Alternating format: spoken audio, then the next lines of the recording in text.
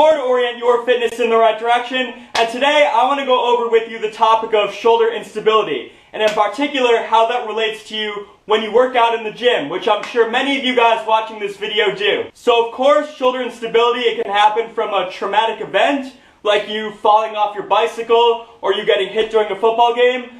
But this is going to be about exercises and certain movements that can lead to shoulder instability over time. Because you guys have to remember that your shoulder is an inherently unstable joint. You got this tiny little shoulder socket called the glenoid fossa on your shoulder blade, supporting your humeral head, providing very little support to your humeral head, I should say, or the top part of your upper arm bone. Most of the support from your shoulder is coming from structures like your labrum and other ligaments and muscles like your rotator cuff.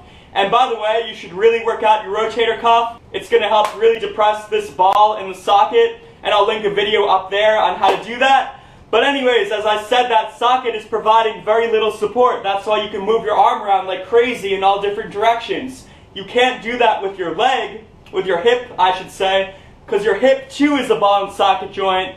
But the hip socket is far deeper than the shoulder socket, and it provides far greater support. That's why you can't move around your hip as much, but you need that support because your hip is going to bear a lot of weight from you walking. So most commonly, the most common place for shoulder instability to happen is in an anterior or forward direction. And this is going to particularly happen when you do put your shoulder into the danger position, I call it, where you come back like this.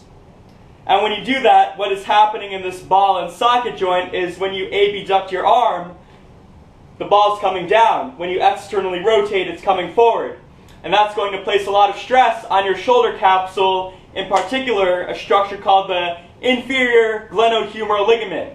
So if you are doing exercises like behind the neck lat pull downs or behind the neck military presses, what is going to happen over time is that can slowly stretch the front part of your shoulder capsule. And then that can lead to symptoms like shoulder clicking. It can lead to a feeling like your shoulder's giving way, shoulder looseness, unpleasant feelings that you don't want to experience.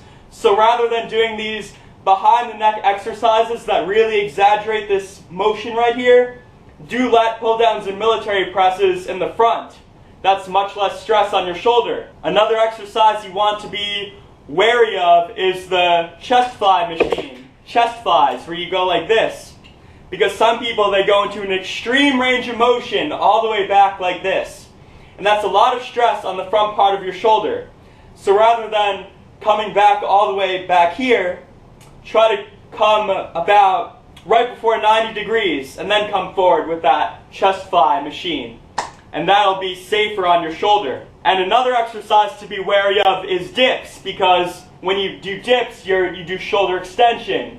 And when you do shoulder extension, that ball is going forward in the socket. So if you come way far back, that's a lot of stress on the front part of your shoulder, and over time that can create shoulder instability. So if you're leaning forward holding that bar and you're doing the dip, try not to bring your arm past 90 degrees in relation to your body. That'll help protect you more, and it'll save you from getting potential shoulder instability in the future. Alright guys, hopefully that taught you something about shoulder instability. This has been Jeff once more, orienting your fitness in the right direction. If you like this video, I would really appreciate it if you thumbed it up, commented, and subscribed to my channel. And until next time, I'll see you guys later. Thank